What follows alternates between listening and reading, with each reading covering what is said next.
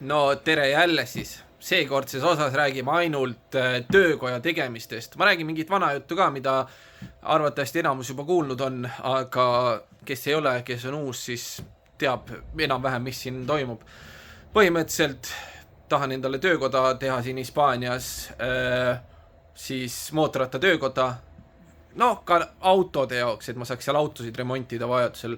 Et kui algul vähe tsikleid on, siis autosid kindlasti leiab, mida teha, siukseid kiirtöid.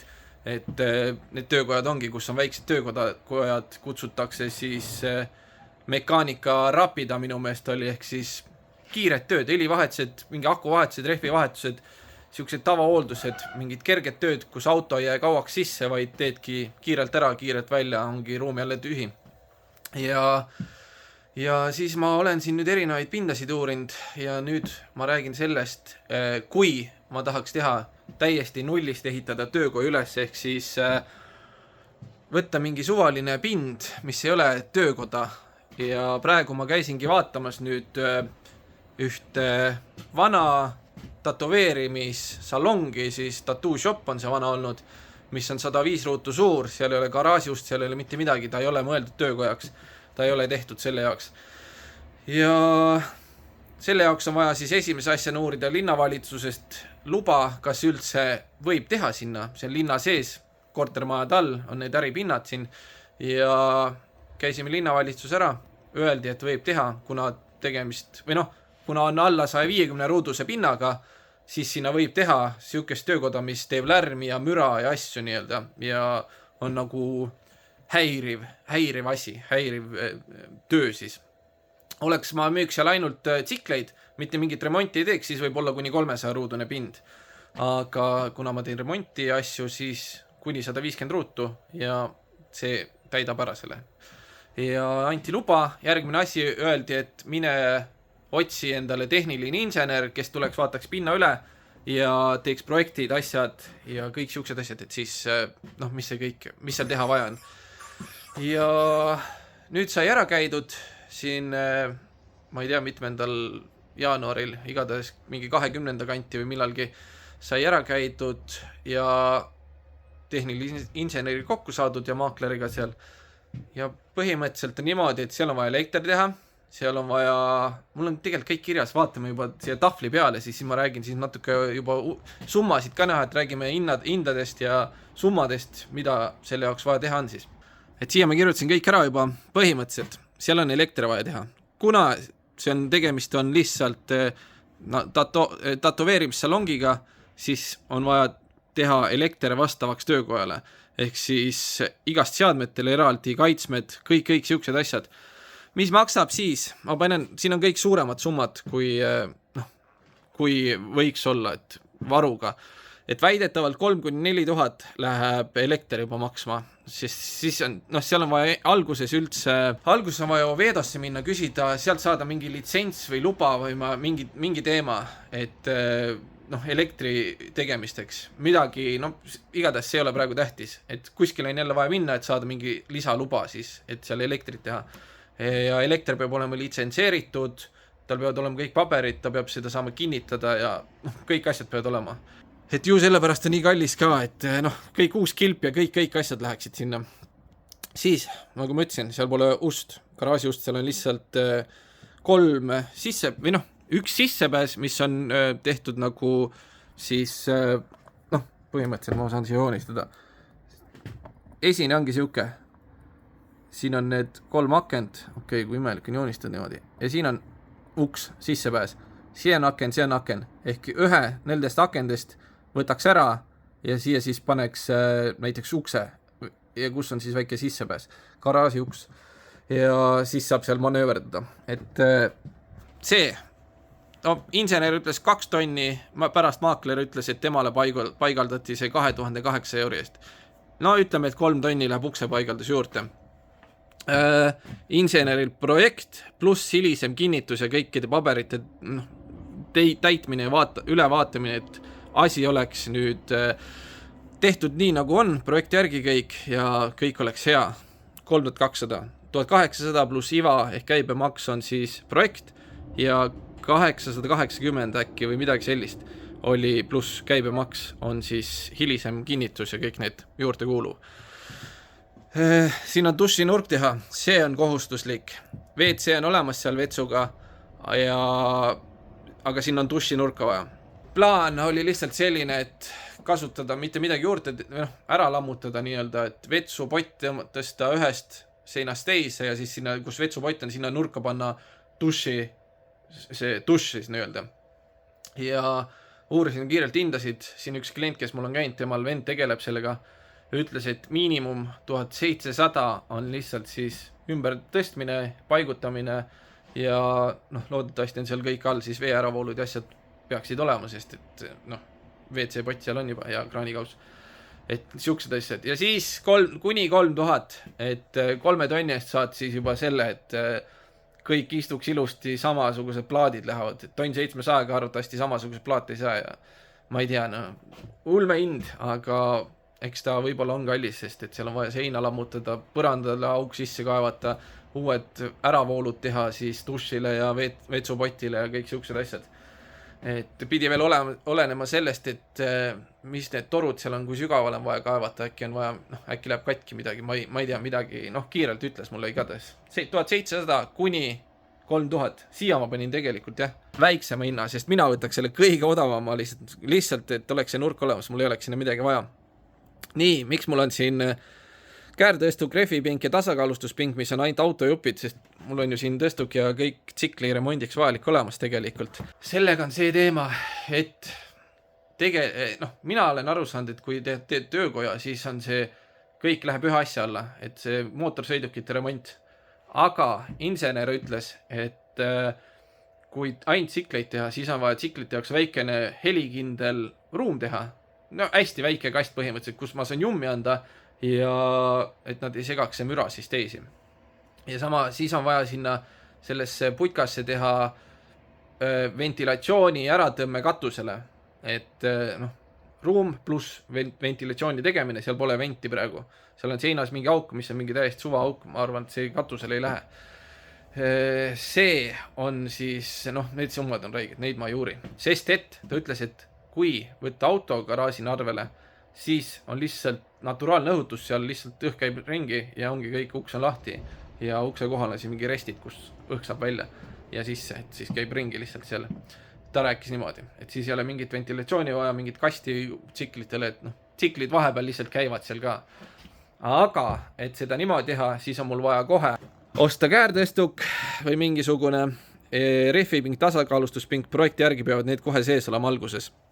Ja märgitud siis projekti võimsused ja asjad neile. Et selle järgi siis tehakse, ma arvan, elekter näiteks. Ma leidsin hästi kiiruga, vaatasin mingisugune 1695 käärtõstuk, rehvipink 660, tasakaalustuspink 689. Proovisin võimalikult odavad leida lihtsalt selle jaoks, et saaks siis projekti panna ja asjad sisse visata selleks, et saaks teha legaalseks töökoja. Ja siis kompressorit on vaja suuremad, praegu mul väike, mingi 24-liitrine vaikne, see jääb väheks, praegu ajab asja ära, sest mul on ainult seda tõstukit vahepeal vaja tõsta ja õhku lasta, rohkem pole vaja. Leidsin jälle, kõige odavam 100-liitrine 676 €. Kui on kompressor, mis teeb lärmi, siis peab selle ka veel eraldi kuskile kasti panema, et ta oleks vaikne ei segaks teisi. Aga kergem on, ma arvan, osta kohe vaikne kompressor ja siis ei sega kedagi. Ja kompressoriga on ka veel see teema, et kui tal on rattad all, siis ei ole tal, siis ta võib lihtsalt kuskil nurgas olla põhimõtteliselt mingi kasti sees. Aga kui ta pidi olema statsionaarne, et siis tulevad veel mingid lisaasjad sellele juurde, mingid paigaldusnõuded vist ja mingid X asjad. Et ratastega on kergem ja nagu nii tahaks ratastega saada, et saaks seda liigutada vajadusel või kunagi kaasa võtta või ükskõik mida. Mis veel? Siis tõstuki juurde on nõutud, et oleks auk, siuke väike mingi auk, kus on väikene siis mingi ämber või mingi spets ämber sees, mis kogub õli, et kui mingi asi juhtub, et siis see voolab sinna sealt äravoolust ära siis sinna auku, mis on siis mingi plastikämber on sees, mida saab siis välja tõsta, puhastada ja kõike seda. Selle võib ise teha, selle hinda ma ei tea, et ta ütleski, et paned aknad kinni, keegi ei näe, mis toimub ja siis teed seal vaikselt ise ära asjad. Et selle hinda ma ei tea, see karbike ise väga midagi ei maksa, aga aega võtab augu tegemine, ilusaks tegemine, kõik siuksed asjad. Sama on see, et kontorinurk on nõutud siis, mille hinda ma ei tea, aga seal, see on ka, et selle võib ise teha, seinad püsti lüüa ja kuskile mingid nurk teha laua ja tooli asjadega. Ja mis veel? Litsentsid, neid ma ei tea hindasid, ma panin siia 1000 kuni 2000. Ehk siis igast, seal on mingid need, et ma saan mingid parkimiskohad garaaži või selle töökoja ette, kuhu ma võin siis autosid parkida, need on nagu minu omad, mille eest ma maksan siis linnavalitsusele mingit raha iga kuu. Siis litsents, et ma saaks selle töökoja loa siis sinna lõpuks, kui on kõik need dokumendid täidetud ja projekti järgi asjad tehtud. See maksab, et see võib sinna jääda mingi 1000-2000 juurde, ma täpselt kindel ei ole. Jah, igas siuksed load, siis tuleb sinna töökoja seina peale garaaži välja nagu siuke väike lipik või plaat, kus on kirjas, et või noh, seal on märk olemas, et siin võib remontida, näiteks rehvitöid teha, mingid, ma arvan, elektriasjad, mingid, noh, midagi siukest, mis ma olen siin näinud. Need märgitakse siin ära, et siis seal on mingi kood peal, mille järgi vaadatakse, et see on legaalne koht. Ja jah, et nii on ja siis ongi, et projekti ajaks peavad, kui projekti tehakse juba, siis peavad olema kõik mul välja valitud enam-vähem võimsustega seadmed, mis sinna projekti siis märgitakse ja kui läheb avamiseks või valmis on kõik, siis peavad kõik asjad sees olema juba selleks hetkeks.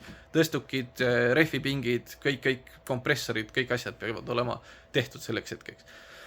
No kindlasti tuleb sinna juurde veel see, et kompressori juurest õhutorude vedamine äkki, noh, ma võin teha ju samamoodi nagu mul siin, et panna rullik lihtsalt siia ja ajab asja ära alguses. Ma arvan, ma nüüd täpselt kindel selles ei ole, seda me ei uurinud, see ei ole tähtis ka praegu. Et jah, et nüüd siuksed summad siin on ja hetkel kõik kokku on siis 17 620, et teha, noh, see ei ole ju kõik, sest mul on mingid asjad veel küsimärkidega, dušinurk on ka 1700 miinimum pandud, paneme sinna veel 1500 otsa, on juba 19 120 sind, et või noh, mitte 1500, ütleme, et 1300, et siis on 3 tonni kokku, siis on 18 920, et siuksed, noh, ja see on siis see miinimumsumma praegu, et võiks, ma arvan, sinna tuleb kindlasti juurde, mul on mingi laudasid sinna vaja, igast mingi pisi asju veel, mida praegu meelde ei tule kohe otse, et ma arvan, et 25 000 võiks olla kindlalt see eelarve selle jaoks, pluss siis veel juurde ma arvan, mingi 30 tonni võiks kokku olla, et alguses, kui on rahulikum aeg, siis on üürirahad kõik tagavaras olemas, et saab niimoodi maksta. Pinnaüür ise on 400 € kuus, see on koos käibega siis. Peaks olema, seal ei olnud kirjas minu meelest, et käibemaks tuleb juurde. Mis veel? Ja ega rohkem olegi. Siis maakleril tuurisime ära, pinna saaks 10-aastase lepingu peale, et omanikul pole mingit probleemi sellega. Ja nendega oleks kõik korras. Ja lõpus oli see ka hea, et insener ütles võib-olla liiga optimistlikult osasid hindasid. Tema ütles, elekter 3000, ukse paigaldus äkki 2000 äkki või, et tonn 500 uks, 5 sotti paigaldus, et 2 tonni. Ja siis pärast, kui hakkasime ära minema, insener läks ennem ära, siis jäime sinna veel, et maakler rääkis telefoniga, et küsida palju, kas pinnaomanik on nõus pikaajalise rendiga ja kõik asjad. Ja ütles ka, et pärast siis maakler, et natuke liiga optimistlikud hinnad, et ta ütles, et pigem 4 tonniga arvestada elektriga, temale ukse paigaldus oli 2800, et ütles, et mõelge kindlalt kõik läbi ja et ärge liiga väikseid summasid pange. Et hea see oli, jumala hea nagu mulje, kuna ei olnud see, et kindlalt võta ära, kohe teeme ära, kõik asjad, põhiline, et saaks mingi tehingu jälle tehtud, et pinna üüritud ja et siin, siukest asja seal õnneks ei ole, et pressitakse hullult peale maakleri poolt. Et sellega oli hea ja ega rohkem tegelikult ei olegi. Praegu me ei tee seda, selles mõttes, et see on ikkagi liiga ulmekalliks läheb.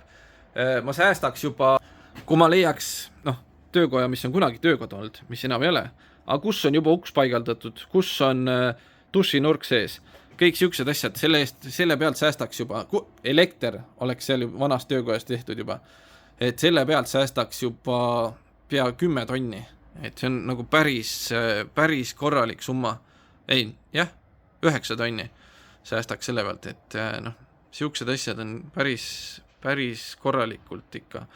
Võib-olla on seal juba mingi ju need äravoolud tehtud, on ju, kontorinurk on olemas, et see nagu, need summad on suured, mida saab säästa lihtsalt sellega, et kas teha täiesti nullist mingi suvalisse büroopinda või mitte.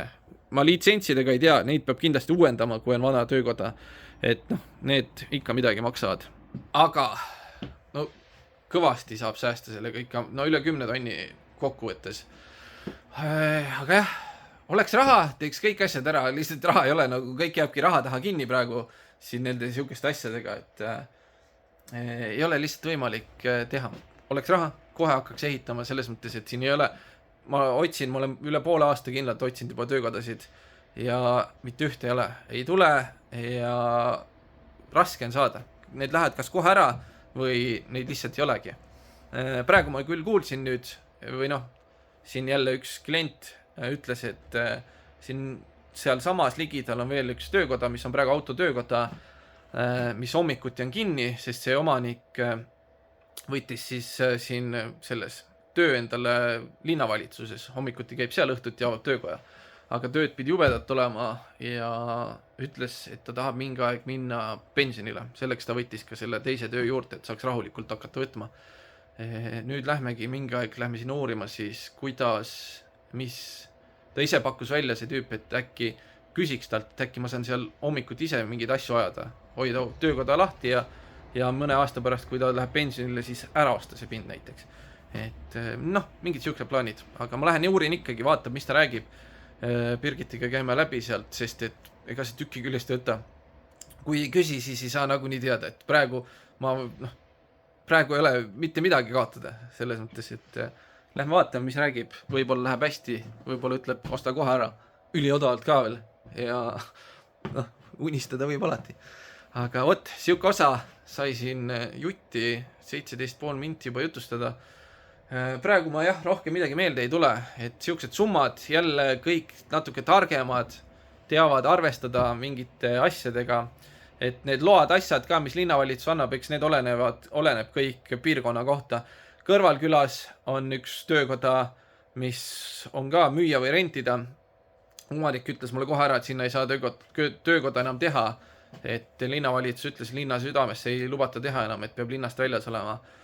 Ja vot, et noh, ja meil siia saab, see on ka suht linna keskel, peatee ääres, koht on ülihea, peatee kõik, mis sõidab seal läbi, läheb sealt, aga lihtsalt ei ole raha, et teha, et vaatame, mis tulevik toob, aga vaikselt, iga päev otsin ja vaatab, loodan parimat, aga rohkem jutusta, vaatame, kus läheb, davai, tšau siis.